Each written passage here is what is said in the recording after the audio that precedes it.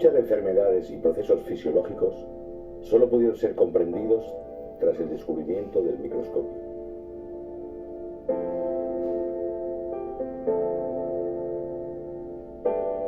Esta increíble herramienta posibilitó al hombre observar un mundo 1000 veces menor al que estaba acostumbrado a ver y comprender que muchos de los procesos hasta entonces inexplicables tenían origen en estructuras microscópicas. En un microscopio, la luz atraviesa el objeto para formar una imagen ampliada por una secuencia de lentes. Pero para que este fenómeno ocurra, es necesario que el objeto sea lo suficientemente fino para ser atravesado por la luz. No fue casual que las primeras observaciones microscópicas se realizaran en hojas cortadas a mano, cabellos, cortezas de árboles y todo aquello que la luz podía atravesar y que tenía color propio. Con el paso del tiempo, la curiosidad humana permitió observar otras estructuras, creando herramientas y procedimientos que fuesen capaces de convertir estructuras gruesas y sin contraste en finas y contrastadas. Nacía en ese momento la técnica histológica o histotecnología, que puede definirse como el conjunto de procedimientos consistentes en la preparación de las muestras, tejidos o células para el análisis mediante microscopía óptica. En este DVD describimos en qué consisten las principales etapas en la preparación de los tejidos para la observación microscópica, abordando los conceptos teóricos generales de la técnica histológica, y puede dividirse en las siguientes etapas: recogida del material, fijación, tallado, descalcificación, procesamiento, inclusión, microtomía o sección, tinción, sellado y observación microscópica. Recogida, fijación y tallado.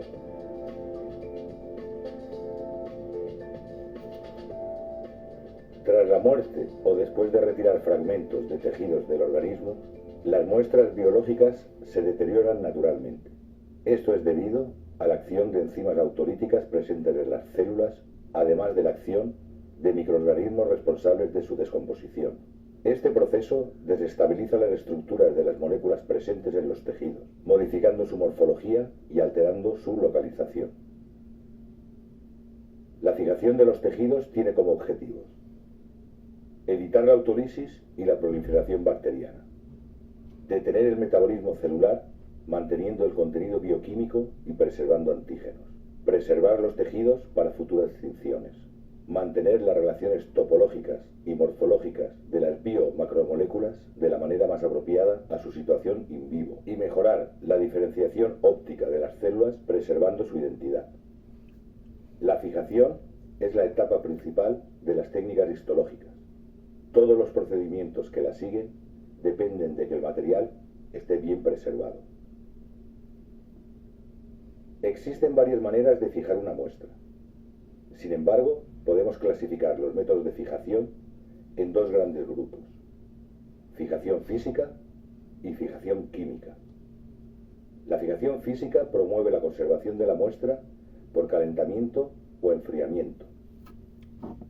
La fijación por calor coagula las proteínas, incluyendo las enzimas autolíticas, y disuelve los lípidos. El calentamiento también es utilizado para facilitar la difusión de fijadores químicos, algo que no recomendamos. Los métodos de fijación en frío actúan retardando o interrumpiendo los procesos de necrosis y autólisis. Podemos identificar en la rutina histológica dos grandes métodos: el enfriamiento de los fijadores químicos, que retarda la penetración del fijador a los tejidos, y el proceso de autólisis, haciendo la fijación más lenta y efectiva, y el método de congelación, donde la muestra es sumergida en una solución crioprotectora y congelada, interrumpiendo de forma inmediata la autólisis. Actualmente, la fijación por congelación es la más utilizada en unidades quirúrgicas, al tratarse de un método rápido para el diagnóstico. La fijación química es el proceso de estabilización de biomoléculas por la acción de agentes químicos. Los principales grupos de fijadores son agentes oxidantes, agentes desnaturalizantes, fijadores de mecanismo desconocido, fijadores aldehídos y sus combinaciones. En la rutina de laboratorio no utilizamos un fijador, sino mezclas fijadoras que combinan mecanismos de acción, intentando minimizar los efectos químicos y físicos indeseables provocados durante el proceso. Podemos destacar los fijadores aldehídos como la clase de fijadores más utilizada en histotecnología, por su empleo sencillo, bajo costo, resultados uniformes y calidad satisfactoria.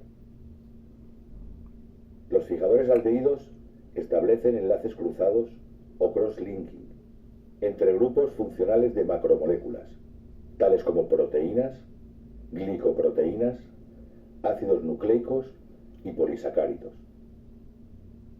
Los enlaces cross-linking intra e intermoleculares modifican considerablemente las características físicas del tejido, especialmente la estructura de algunas proteínas. Como estos enlaces no son alterados durante el procesamiento histológico, es particularmente importante su retirada antes de la realización de técnicas inmunohistoquímicas, pues la modificación de la estructura tridimensional de las proteínas puede modificar su antigenicidad y el reconocimiento por los anticuerpos.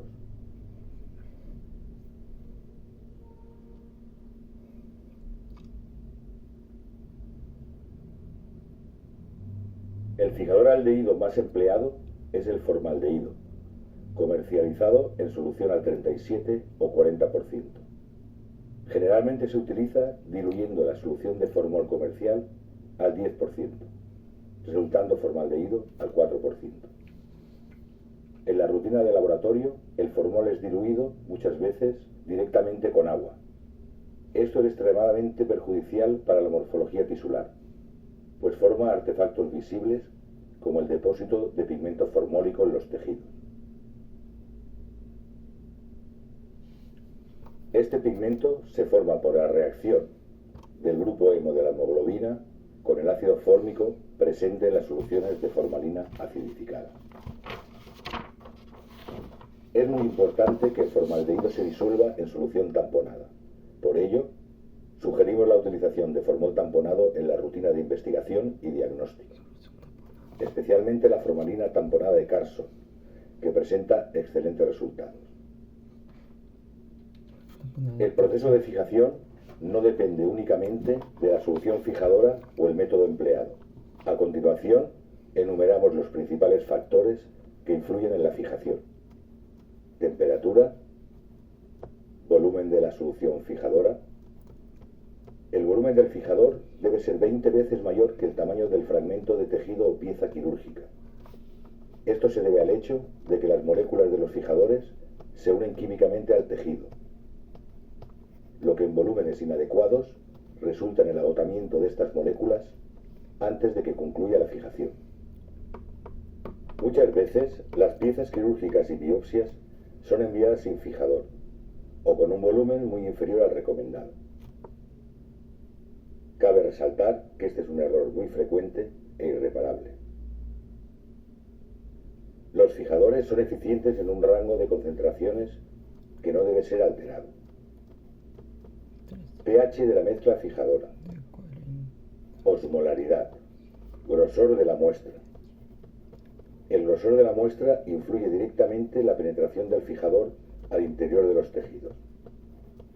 Cuando la muestra es muy gruesa, la difusión del fijador será lenta, pudiendo acarrear la autólisis de la parte fijada.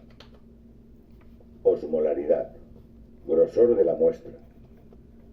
El grosor de la muestra influye directamente en la penetración del fijador al interior de los tejidos. Cuando la muestra es muy gruesa, la difusión del fijador será lenta, pudiendo acarrear la autólisis de la parte interna de los tejidos que se quieren fijar. Para mejorar esta situación, debemos fijar muestras poco gruesas y o pequeñas. Cuando esto no sea posible, deben realizarse pequeñas secciones externas en el tejido, o incluso abrir las piezas quirúrgicas para permitir la mejor difusión del fijador hacia el interior. Se corta. Tiempo de fijación. El tiempo de fijación varía de acuerdo al tipo de fijador utilizado.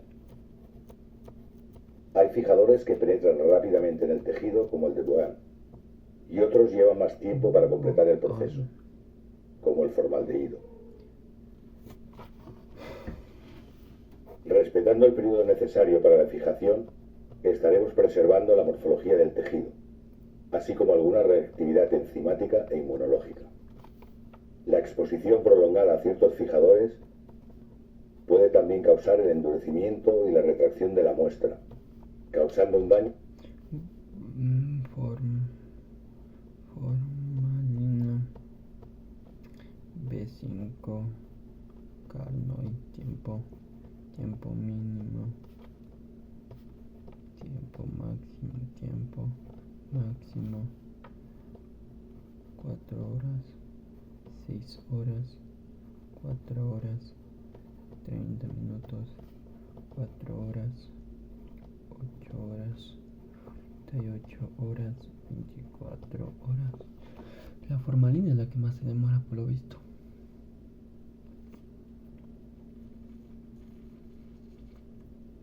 Y Carnoy ha sido el más lento. 30 minutos nomás. Máximo 4 horas. ¿Qué pasa si le dejamos mucho? Que puede también causar el endurecimiento y la retracción de la muestra. Puede también causar el endurecimiento, así como alguna reactividad enzimática e inmunológica. La exposición prolongada a ciertos fijadores puede también causar el endurecimiento y la retracción de la muestra, causando un daño irreparable. Procedimiento de recogida, fijación y tallado.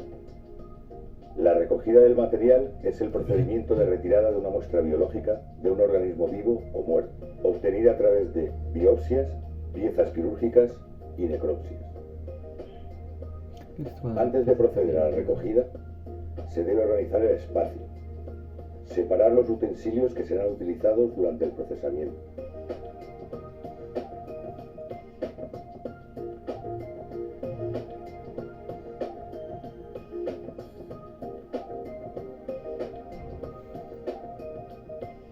Y preparar el líquido fijador.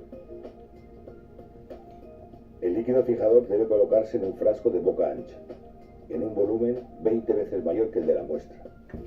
Las muestras acondicionadas antes de la adicción del líquido fijador se adhieren al vidrio, impidiendo la penetración del fijador y causando daños a la morfología de la región que no fue expuesta.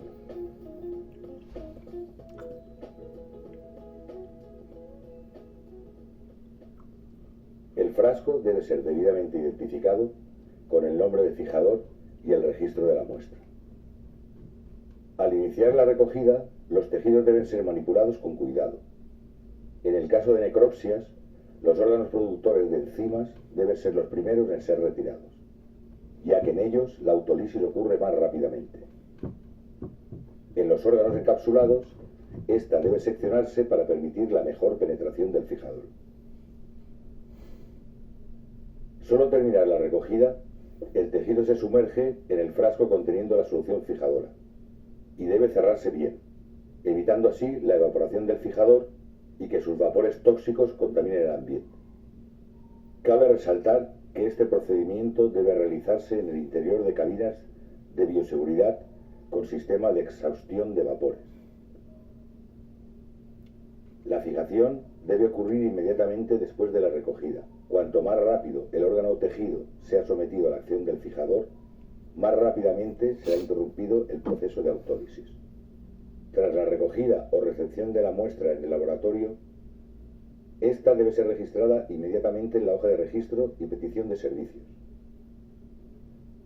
El técnico que recibe la muestra debe comprobar si la muestra está convenientemente identificada y con la cantidad suficiente de fijador, según las normas definidas en la resolución número 1823/2007 del Consejo Federal de Medicina. Se denomina tallado al proceso de reducción del tamaño y grosor de los fragmentos fijados, permitiendo más eficazmente la penetración del fijador hacia el interior de la muestra y, en consecuencia, la mejor difusión de los reactivos durante el procesamiento histológico.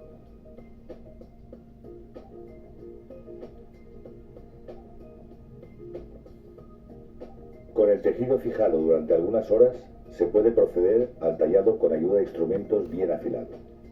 El grosor aconsejado es de 3 milímetros. Cada órgano o fragmento posee un plano ideal de tallado que debe ser respetado. Este debe realizarse con un corte firme, unidireccional, de manera que el área de interés sea evidente. El tiempo mínimo de fijación debe ser respetado, a fin de evitar artefactos provocados por la autólisis que perjudiquen el diagnóstico histopatológico.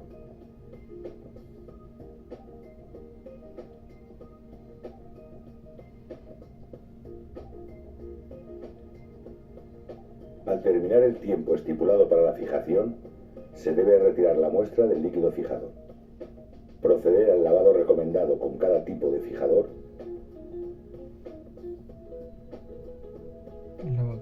y acondicionar la muestra en alcohol al 70% en el caso de que ésta no vaya a ser procesada inmediatamente.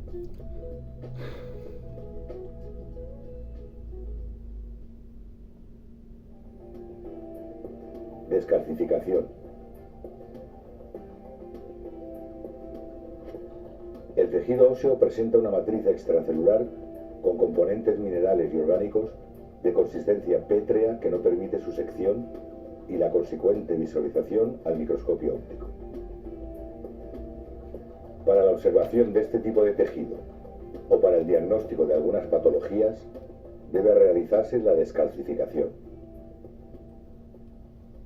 Podemos utilizar descalcificadores a base de ácidos, histoquímicos, soluciones descalcificadoras comerciales, resinas de intercambio iónico y descalcificadores electrolíticos. En la elección del método y descalcificación. Tipos de descalcificadores: ácidos,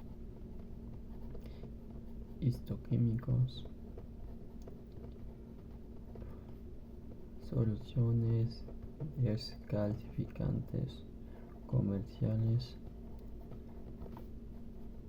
resina, cambio iónico, descalcificadores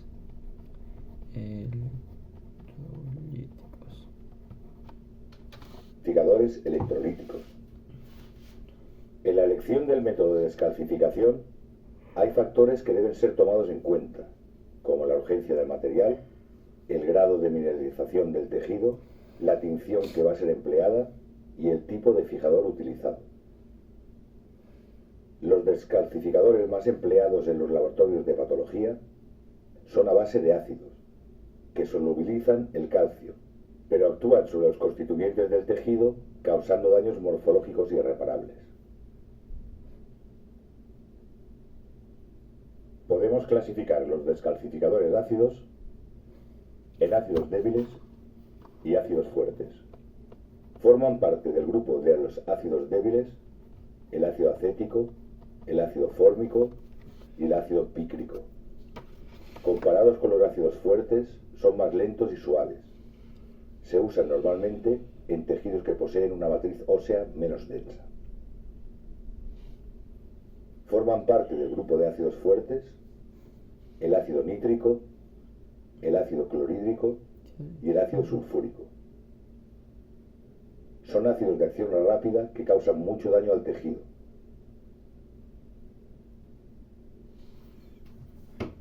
Solo deben emplearse en muestras que demanden mucha velocidad y que presenten una cantidad de matriz mineralizada como el fémur y la tibia. Además de los descalcificadores a base de ácidos, podemos también utilizar los métodos histoquímicos, que prácticamente no provocan daños en los tejidos.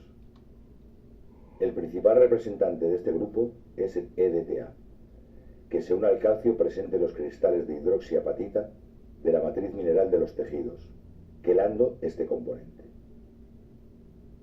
Recomendamos optar por este método siempre que sea posible.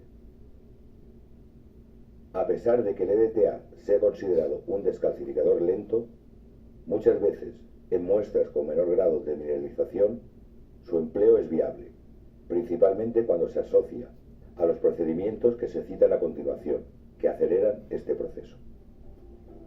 Procedimiento de descalcificación. Los tejidos mineralizados, ya bien fijados, deben lavarse con agua corriente antes de iniciar la descalcificación.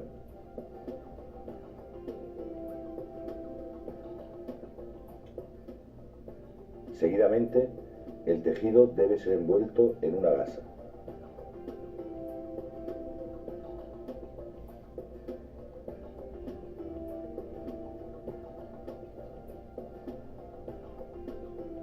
Y atado con un cordel.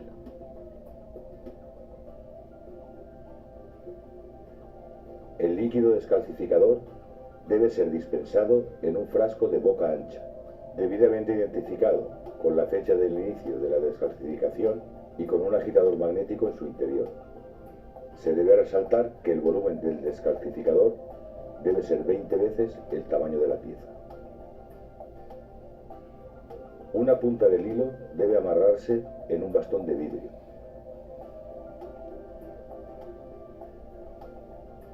El tejido se sumerge en la solución descalcificadora de modo que quede suspendido por el bastón sin tocar el fondo del frasco, para evitar que el calcio removido que allí se deposita entre en contacto con la muestra. El frasco se coloca sobre una placa agitadora, debiendo anotarse la hora y fecha del inicio del proceso, y enseguida la placa se conecta para iniciar la agitación, acelerando así la descalcificación. Al aumentar la interacción de las moléculas del descalcificador y el calcio.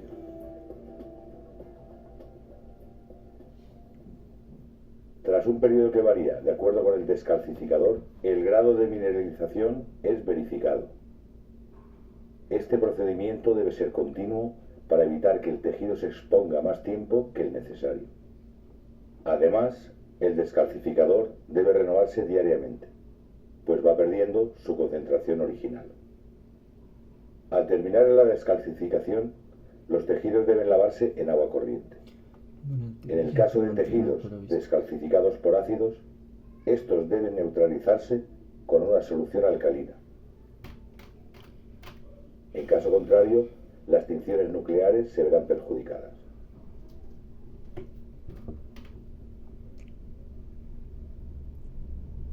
El material descalcificado, así como el material no mineralizado, está listo para la etapa de tallado y para su procesamiento posterior.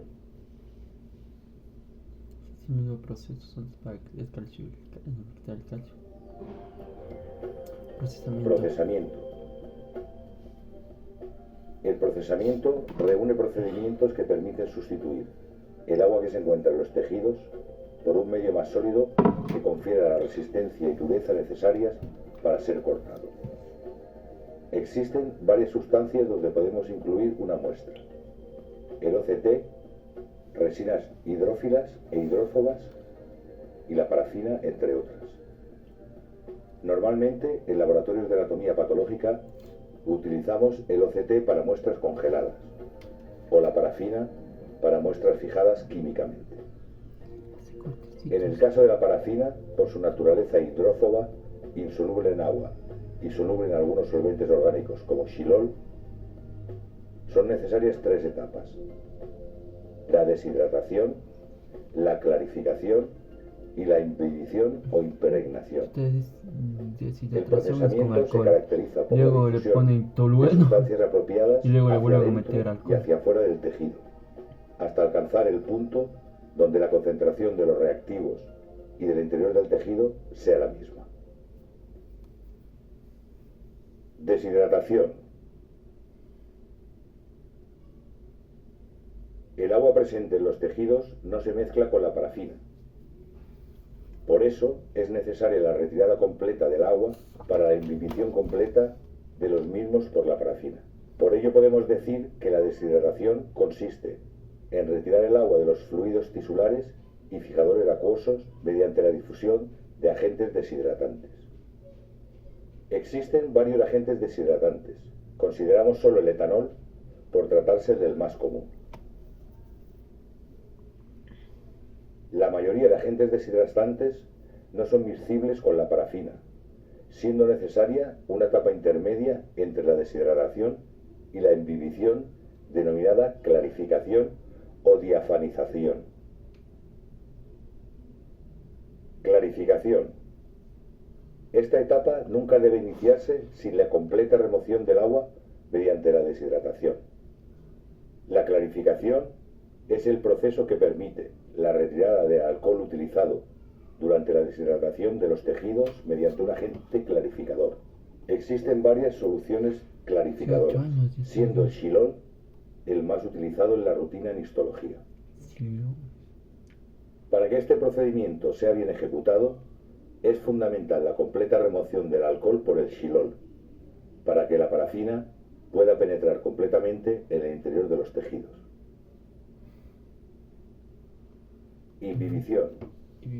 La inhibición es la saturación de las cavidades de los tejidos y de las células por una sustancia que es generalmente el medio en que éstas sean incluidas. La parafina es utilizada en esta etapa por presentar buenos resultados y bajo costo. Debe estar totalmente fundida, en forma líquida, con una temperatura entre 56 y 60 grados Celsius, pues solamente así se garantiza la viscosidad necesaria para una inhibición eficiente. Principales factores que influyen en el procesamiento. Cada laboratorio debe optimizar sus protocolos de procesamiento teniendo en cuenta factores como el tamaño de la muestra. Cuanto mayor sea el tamaño del espécimen, mayor debe ser el tiempo de procesamiento. Tipo de reactivos utilizados. Los distintos agentes deshidratantes, clarificantes e infiltrantes utilizados requieren diferentes procesamientos. Especie animal, moluscos, insectos. Algunas especies animales requieren un procesamiento diferente. Propiedades de los tejidos. Los tejidos embrionarios muy hidratados o incluso tejidos sanguíneos precisan un procesamiento distinto. Presencia de vacío. Cuando hay posibilidad de realizar el procesamiento al vacío, este puede ser acelerado. Temperatura durante el procesamiento. Temperaturas más altas aceleran el procesamiento, pero pueden dañar al tejido, mientras que temperaturas más bajas retardan el procesamiento. Procesamiento manual y automático. El procesamiento de los tejidos puede realizarse de forma manual o automática. El procesador automático es una herramienta fundamental para la histotecnología, con el que es posible agilizar el tiempo entre la entrada de la muestra y el diagnóstico, economizando horas de trabajo al técnico. Este equipo debe utilizarse en el interior de una campana de extracción química para asegurar que los vapores tóxicos no contaminen el ambiente del laboratorio. Existen dos tipos de procesador de tejido. El de tipo carrusel, más común, donde la muestra gira pasando por los baños en la secuencia programada, y el de transferencia de fluido, donde la muestra permanece en un recipiente estanco, donde los líquidos son transferidos y retirados del recipiente. Las ventajas de empleo de procesadores automáticos son agitación constante, sistema de vacío, evita errores humanos durante el procesamiento, la temperatura de la parafina de inhibición es controlada, permite la ejecución de varios protocolos, puede funcionar durante la noche, festivos y fines de semana y acondiciona varias piezas al mismo tiempo. Operar durante la noche. Actualmente, la mayoría de los laboratorios disponen de un procesador automático, pero cabe discutir algunos puntos del procesamiento manual para auxiliar a aquellos que no disponen de este recurso. Se aconseja monitorizar periódicamente la concentración de los reactivos utilizados en el procesamiento, Creo que en la con el universidad fin de teníamos asegurar esto. la calidad del proceso. Cuando los reactivos pierden su concentración original, deben ser descartados en frascos adecuados y sustituidos. Independientemente de tratarse de un procesamiento manual o automático, los tejidos deben ser lavados para retirar el exceso de fijador. El tipo de lavado dependerá del fijador utilizado, pues algunos necesitan procedimientos especiales para la remoción de pigmentos o sales que se depositan sobre el tejido durante la fijación. Cabe resaltar que los tejidos fijados con soluciones fijadoras conteniendo fosfatos en su composición, como la formalina tamponada, deben lavarse durante 1 hora antes de iniciar su procesamiento, conteniendo fosfato de pigmentos o sales que se depositan sobre el tejido durante la fijación. Cabe resaltar que los tejidos fijados con soluciones fijadoras conteniendo fosfatos en su composición, como la formalina tamponada, deben lavarse durante 1 hora antes de iniciar su procesamiento. En caso contrario, el procesamiento deberá iniciarse con alcohol al 60%. Después de lavar las muestras durante 1 hora en agua corriente, se debe pasar por baños con concentraciones crecientes de alcohol en frascos de fondo ancho.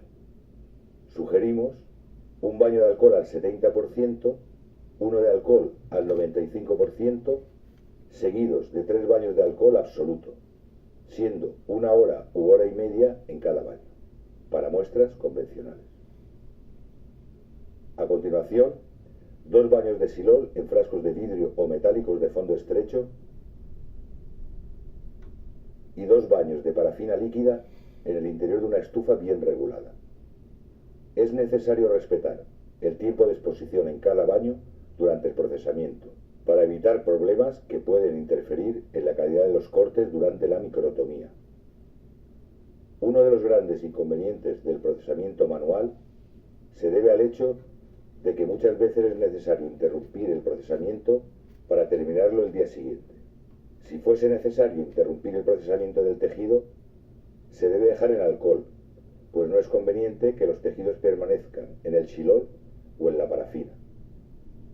Las secuencias de reactivos y tiempos utilizados para el procesamiento automático es semejante a lo mencionado para el procesamiento manual, pero cada laboratorio debe optimizar sus protocolos de procesamiento.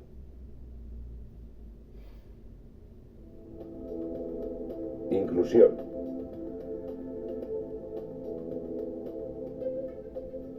Tras el procesamiento, es necesario que el tejido sea incluido en un molde con parafina, que una vez solidificada permitirá la microtomía. La inclusión es el proceso donde el tejido es colocado en un molde cubierto con parafina fundida, tras ser totalmente impregnado en la misma.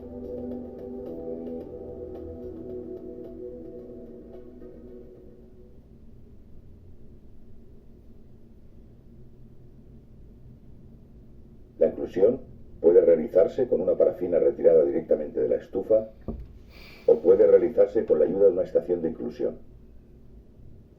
Las estaciones de inclusión son aparatos que facilitan la imbibición en parafina, garantizando una distribución perfecta de la temperatura. Están compuestas de un contenedor para los casetes que contienen los tejidos, un recipiente para los moldes, un dispensador de parafina,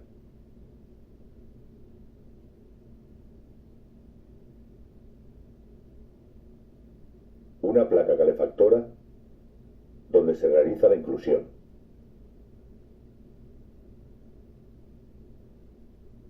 y una placa refrigerada. Todas las regiones de calentamiento disponen de sensores que controlan eficientemente la temperatura.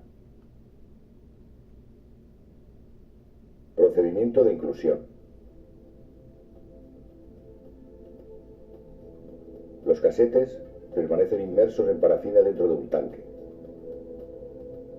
retirados uno a uno, se abren. Y con ayuda de una pinza caliente, los fragmentos de tejido son colocados en el molde previamente relleno de parafina.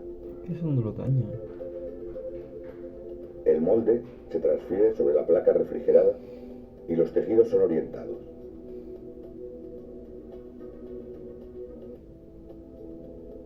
Disponiendo el casete con su identificación sobre el mismo. Rellenamos a continuación con parafina.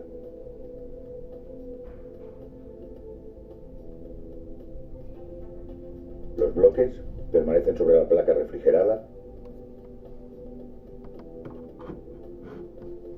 hasta que se suelten del molde. Durante la inclusión deben seguirse algunas recomendaciones importantes. La temperatura de la parafina no debe exceder 5 grados centígrados por encima de su punto de fusión, pues podría causar daños al tejido. Las pinzas utilizadas en la inclusión deben estar siempre calientes. Las pinzas frías dificultan la inclusión, pues pueden dañar el tejido. Se deben incluir solamente los tejidos muy bien procesados. Los mal procesados deben retrocederse, ya que si son incluidos, las secciones histológicas pueden ser técnicamente dificultosas. La inclusión debe realizarse una vez haya finalizado la imbibición, pues los tejidos no deben permanecer mucho tiempo en la parafina caliente. Hay que ser cuidadoso para que el tejido esté uniformemente apoyado en el fondo del molde. Esto permite que la cuchilla alcance todas las áreas al ser cortado. Mantener siempre la superficie del corte del espécimen en el fondo del molde para facilitar su orientación durante el corte. Estructuras circulares, como fragmentos de intestino, deben ser incluidos cuando sea posible de pie en el fondo del molde para conseguir una sección óptima del mismo. Cuando haya más de un fragmento en el mismo casete, estos deben estar orientados en la misma dirección. Especialmente las biopsias de piel, que deben orientarse de modo que la epidermis de todos los fragmentos del bloque estén orientados hacia la misma cara del mismo. Especímenes cóncavos deben ser orientados de manera que la cara de mayor diámetro quede orientada en el fondo del molde. Estas precauciones facilitarán la microtomía y al mismo tiempo permitirán un análisis correcto de la muestra.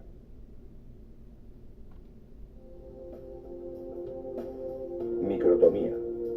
Es el corte. Tras la inclusión, los bloques están listos para ser seccionados en finas lonchas, permitiendo su visualización, tanto de las células como del compartimiento extracelular a través de la microscopía óptica. A este proceso damos el nombre de microtomía.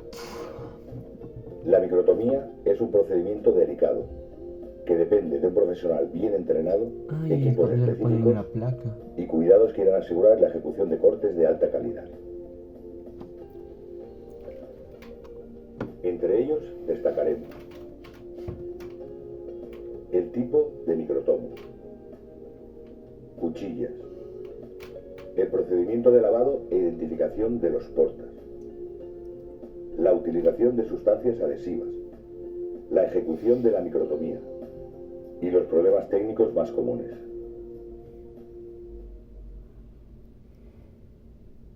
Tipo de microtomo. El equipo utilizado para realizar la microtomía se denomina microtomo. Dependiendo del medio de inclusión, es necesario utilizar microtomos especiales para realizar estos cortes, como los criostatos para material congelado y los ultramicrotomos para microscopía electrónica.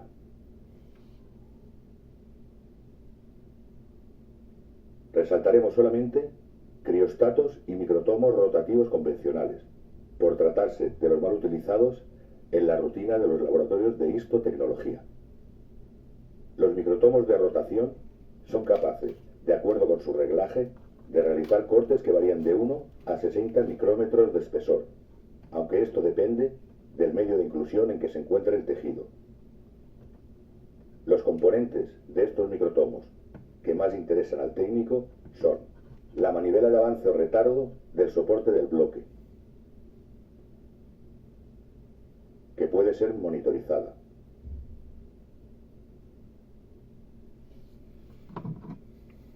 La manivela de corte.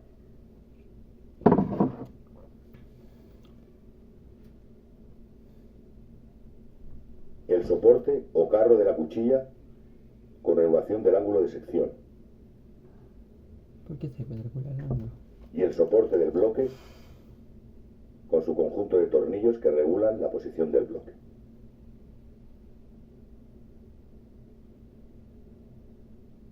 Cuchillas.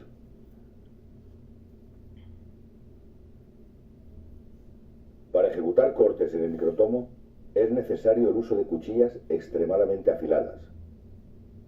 Hay en el mercado cuchillas permanentes de acero o desechables. Aquellas deben ser afiladas mecánicamente o a mano y pulidas en una cinta de cuero tras ser utilizadas. Son de gran durabilidad, lo que minimiza los costos, pero el técnico pierde mucho tiempo preparándolas y la calidad final del trabajo es generalmente inferior al de las cuchillas desechables. Las cuchillas desechables son de mejor calidad y optimizan el tiempo del técnico, comparado con la utilización de cuchillas fijas y permanentes que pueden perder horas para realizar la tarea de acondicionarlas. Las cuchillas desechables poseen dos versiones, de alta y baja gama, siendo fabricadas con acero inoxidable. Pueden tener el filo recubierto de teflón, lo que aumenta su durabilidad, evitando el apersonamiento de los cortes. Al perder el filo, la cuchilla deberá ser desechada en un contenedor apropiado, localizado en el mismo embalaje de la cuchilla, o en recipientes para objetos punzantes cortantes. Así, evitamos accidentes a los profesionales ¿Estos que se recogen la basura consideran de los tóxicos o laboratorios. no? Porque técnicamente están Procedimiento de lavado e identificación de los portas. utilizándolo en tejidos. Antes de realizar la microtomía, los portas deben ser identificados de acuerdo con los bloques que serán cortados con el microtomo. Actualmente existen sistemas dedicados a imprimir etiquetas para la identificación de los portas, garantizando la fiabilidad y trazabilidad de las muestras. Si el laboratorio no cuenta con este tipo de sistema, los profesionales deben utilizar un lápiz con punta de diamante para escribir el número correspondiente al caso en el porta. Los técnicos deben estar debidamente protegidos, con gafas de protección y mascarilla, a fin de evitar la inhalación del polvo de vidrio o incluso accidentes provocados por fragmentos de dicho material. No aconsejamos el lápiz de grafito para rotular los portas, pues este puede dejar sobre él residuos negros indeseables.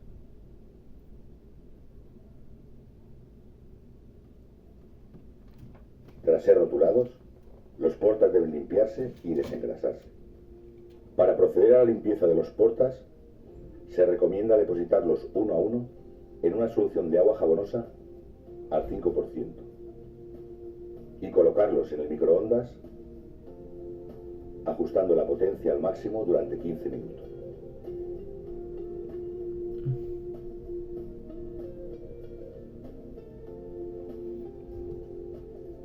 Después, retiramos los portas del microondas usando guantes térmicos para evitar quemaduras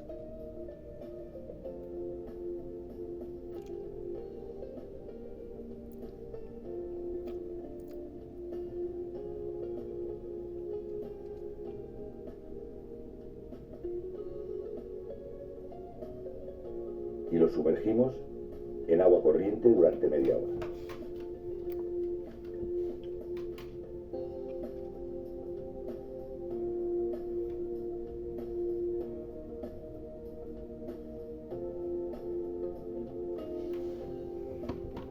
Después de este proceso, deben colocarse en soportes apropiados para el secado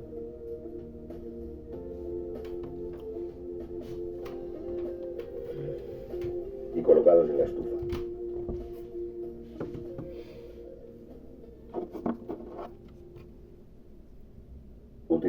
aplicación de sustancias adhesivas. Una vez realizados los cortes, los tejidos deben ser adheridos al porta. Este proceso se realiza por capilaridad, siendo por ello el agua el medio indicado para la adhesión. Para que esto ocurra, los cortes no deben presentar pliegues y conviene que tengan un espesor suficientemente fino. Para garantizar una buena adhesión, podemos utilizar adhesivos tisulares como albúmina de Mayer, gelatina, caseína y silano, entre otros. La albúmina y la gelatina adhieren los cortes a los portas cuando estos se colocan en la estufa.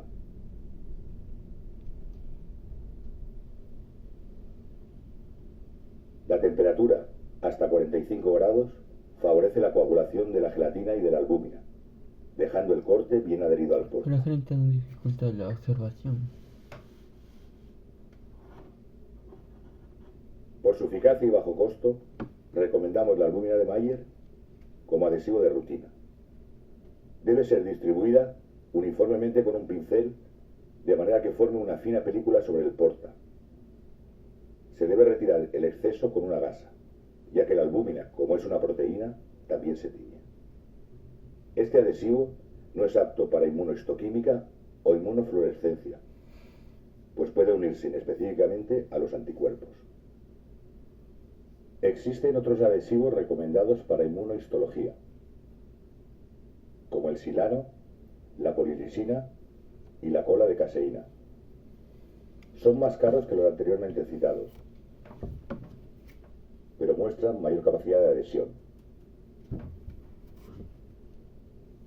por la carga eléctrica que estas sustancias confieren al porta.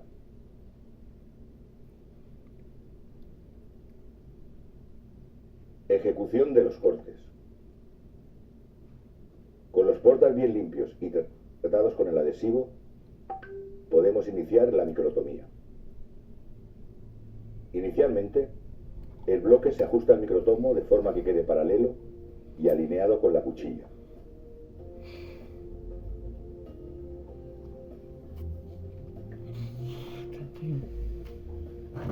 El exceso de parafina es desbastado de la superficie del tejido con una cuchilla vieja.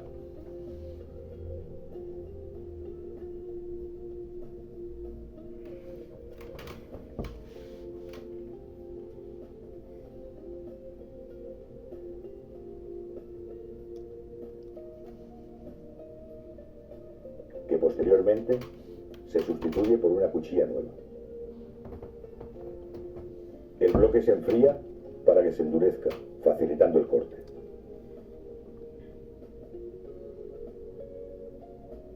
Las secciones que forman una persiana se llevan con ayuda de una pinza a un baño frío o con alcohol al 30% para facilitar su estiramiento. Enseguida, los cortes son pescados y transferidos al baño María calentado previamente a 40-45 grados o colocados en una placa térmica a 55 grados.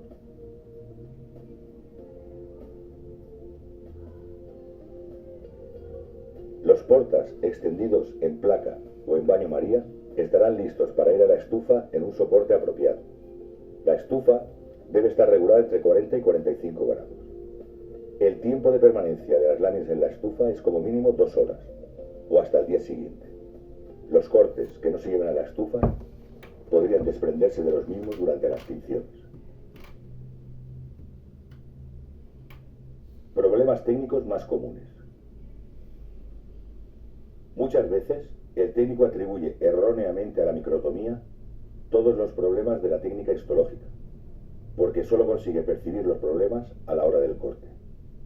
Sin embargo, se debe tener en mente que la mayoría de los problemas encontrados durante la microtomía tienen su origen en las etapas anteriores: mala fijación o acondicionamiento de las muestras, defectos en la descalcificación o aquellos motivados por el procesamiento o por la propia naturaleza del tejido.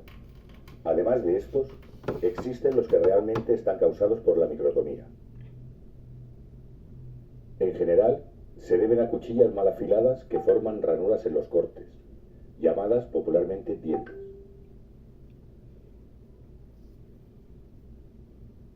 Angulación incorrecta de la cuchilla que puede causar cortes irregulares o incluso rotura de bloques. Bloques defectuosos que generan cortes con solo parte de los especímenes y pliegues en los cortes.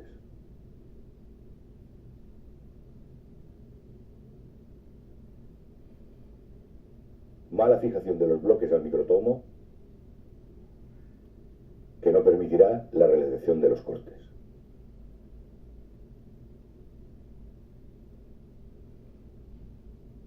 Algunas recomendaciones importantes para la microtomía.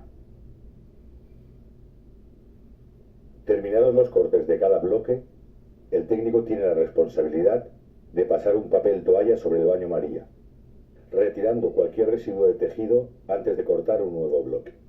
Esta acción minimiza la contaminación cruzada de una muestra con fragmentos de tejido de otro bloque. Tras la microtomía, los bloques de tejido deberán cubrirse con parafina fundida para formar una capa protectora que impedirá el desecado de los mismos. Hecho esto, estarán preparados para ser archivados para posteriores consultas.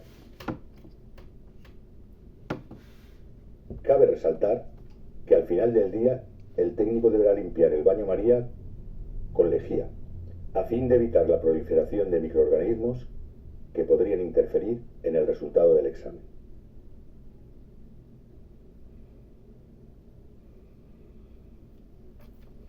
Los bloques seleccionados para inmunohistoquímica deben ser cortados un día antes de la técnica, para evitar la pérdida de antígenos que puede producirse cuando los cortes se mantienen mucho tiempo en los portas.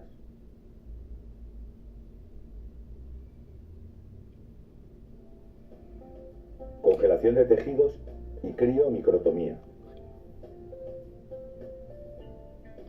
La criomicrotomía consiste en la sección de tejidos fijados por congelación. Es un procedimiento empleado de rutina en los quirófanos para estudios peroperatorios, pues permite un diagnóstico informativo inmediato. Además, se utiliza en muchos centros de investigación, especialmente por su capacidad para preservar antígenos y lípidos. Para obtener buenos resultados técnicos, pormenorizaremos algunas reglas que ayudan a su correcta ejecución. Los especímenes deben ser tallados de modo que no tengan un tamaño superior a 3 milímetros, para que la congelación sea uniforme en todo el tejido. Luego, se sumergirán en una solución crioprotectora, que ayudará a mantener la estructura del tejido durante la congelación. En general, en los laboratorios de patología se utiliza OCT, que protege la muestra y forma una estructura de bloque que facilita su corte al criostato. Las muestras deben ser refrigeradas en un sistema criogénico capaz de alcanzar temperaturas por debajo de menos 170 grados Celsius, para que la congelación sea inmediata. La congelación que ocurre entre 0 y menos 15 grados Celsius en una nevera, criostato o congelador se considera lenta y produce la formación de cristales de hielo hexagonal que perforan la membrana celular y otras estructuras celulares, condicionando el paso de sustancias al medio extracelular. El enfriamiento entre menos 50 y menos 80 grados Celsius con hielo seco, por ejemplo, se considera rápido, pero produce la formación de cristales de hielo cúbicos, que también perforan la membrana de las células y además promueven la congelación de las estructuras extracelulares con mayor rapidez que el de las estructuras intracelulares, produciendo un efecto osmótico por el que el agua sale de las células. Entre menos 170 y menos 190 grados Celsius, la congelación es tan inmediata que provoca la formación de hielo vítreo que no causa daños en la muestra.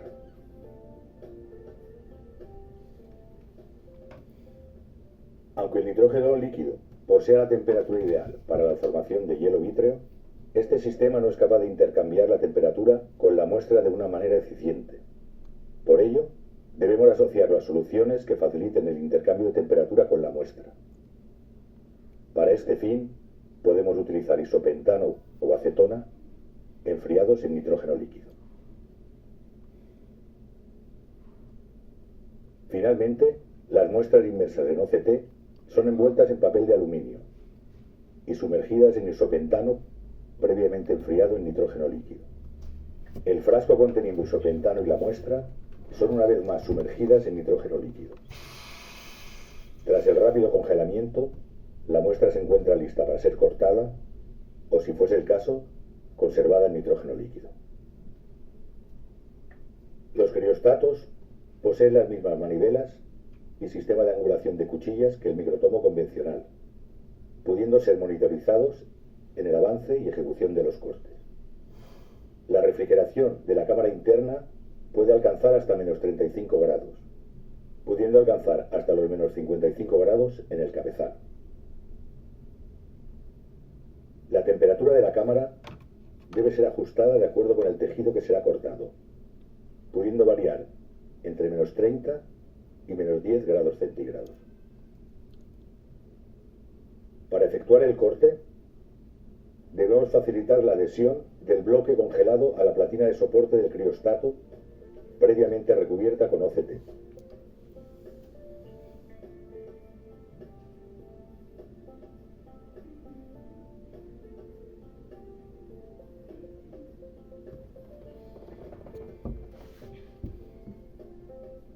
Tras la misma, el tejido estará listo para ser seccionado. Con el soporte previamente fijado al criostato, este debe regularse de forma que la platina quede paralela a la cuchilla.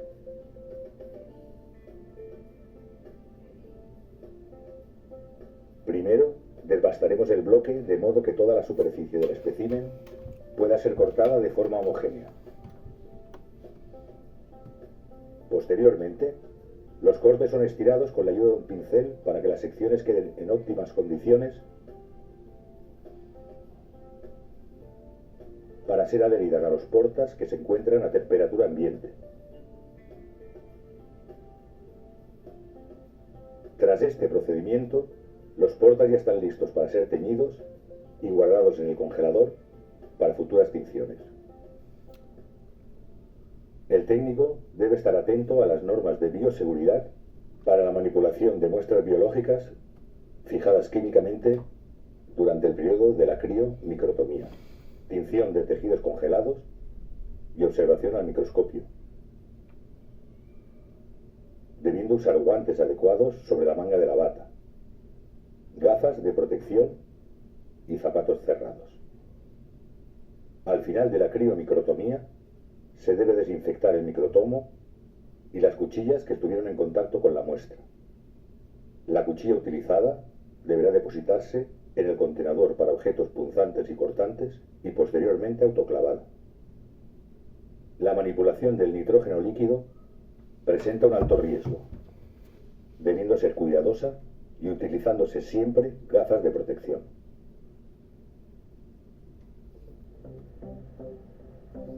Tinción.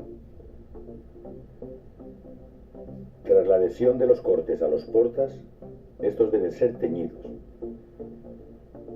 La tinción de tejidos es una operación destinada a hacer visibles los tejidos al microscopio con el auxilio de soluciones colorantes. Los fragmentos dispuestos en portas de vidrio al final de la microtomía son transparentes y necesitan ser coloreados para visualizar mejor y caracterizar sus células y componentes tisulares en el contexto morfológico e histoquímico. Propiedades de los colorantes. Para entender un poco más sobre las propiedades de los colorantes, tenemos que conocer la estructura general de estas moléculas y sus características.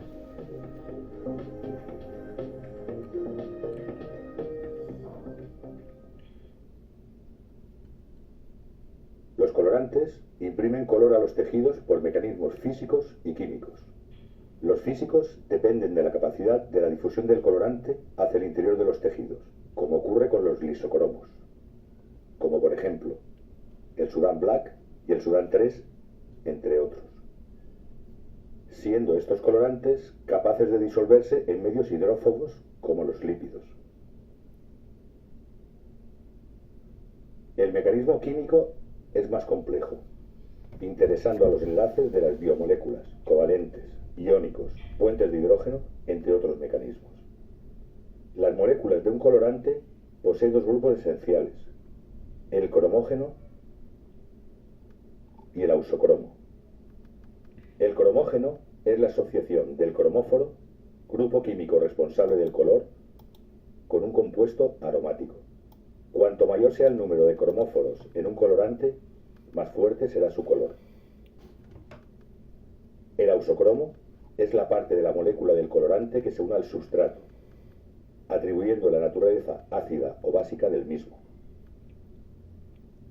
Los colorantes que poseen ausocromos básicos teñirán las estructuras ácidas presentes en los tejidos, mientras que los colorantes que contengan ausocromos ácidos teñirán las estructuras básicas.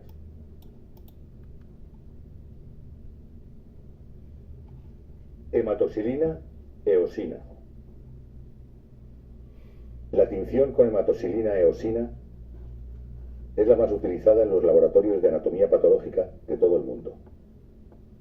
Permite la visualización general de las estructuras tisulares, realzando el núcleo teñido en azul y el citoplasma en rosa. La coloración se basa en la afinidad iónica de los ausocromos que darán la especificidad al colorante.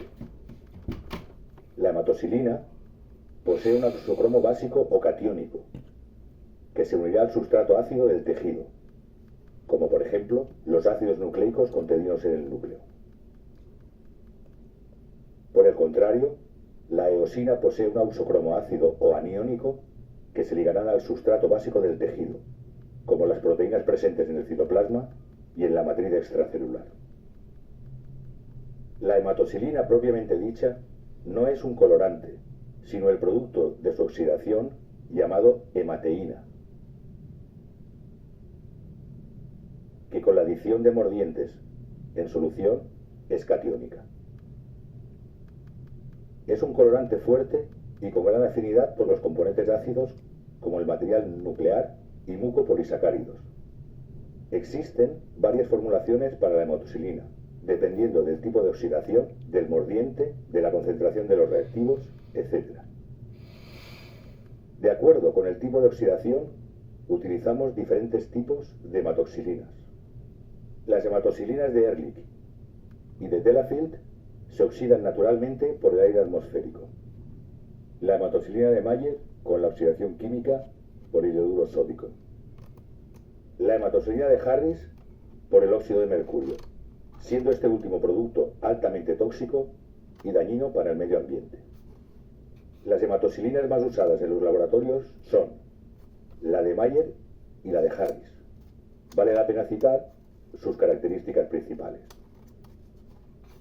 La hematoxilina de Harris es una coloración regresiva que necesita de diferenciación por alcohol ácido y que se puede presentar pálida o excesivamente teñida.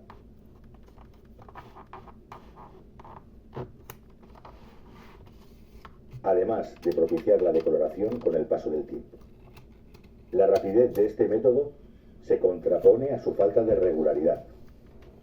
Su utilización debe evitarse principalmente por el efecto nocivo que puede causar al profesional que la está utilizando, como también por el daño ecológico que genera al ser desechada de modo inadecuado por la presencia de mercurio en la solución. La hematoxilina de Mayer es una tinción progresiva que no necesita de diferenciación, haciendo el método más uniforme en los resultados, mayor duración de los portas y una mejor diferenciación, definiendo muy bien la heterocromatina y la eucromatina. Además, posee baja toxicidad para el profesional y el medio ambiente. El viraje de color es una etapa importante de la tinción con hematoxilina, donde ocurre el cambio en el color de rojo a azul o morado al sumergirlo en agua corriente.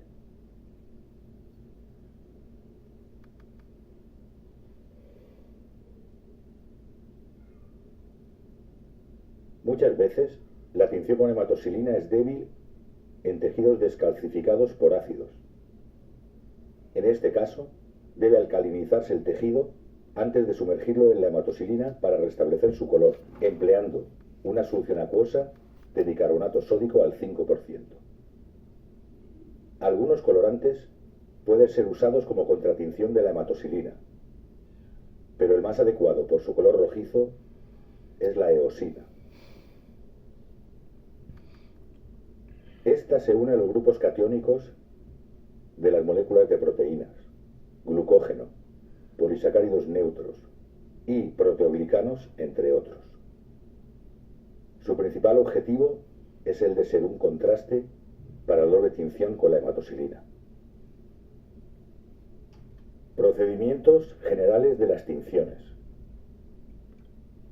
El proceso de tinción puede realizarse sumergiendo los portas individualmente en cristalizadores o colocados en cestillas que posteriormente hacemos pasar por cristalizadores de vidrio destinados a tal efecto, o incluso dispuestos en cubas de vidrio donde las soluciones son dispensadas sobre los portas.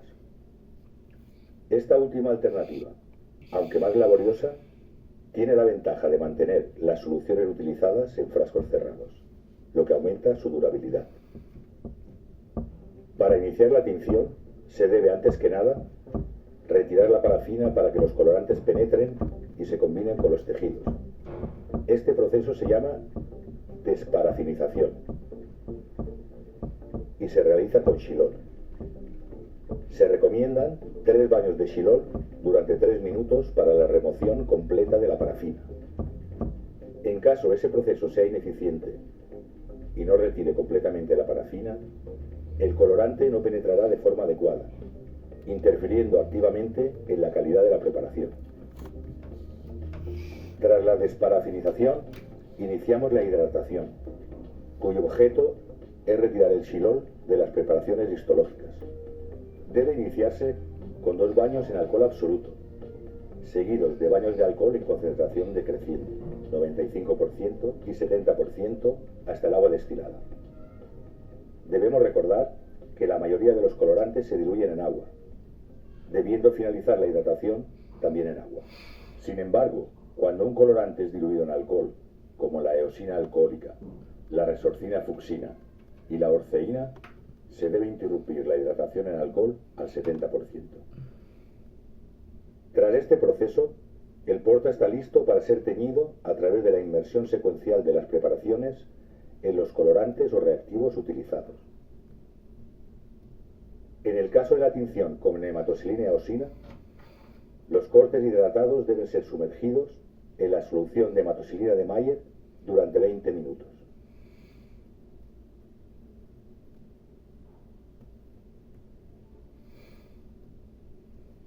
Y enseguida, colocados en agua corriente durante 25 minutos para que ocurra el viraje completo del colorante. A continuación, los portas se sumergen en alcohol al 70% durante 3 minutos,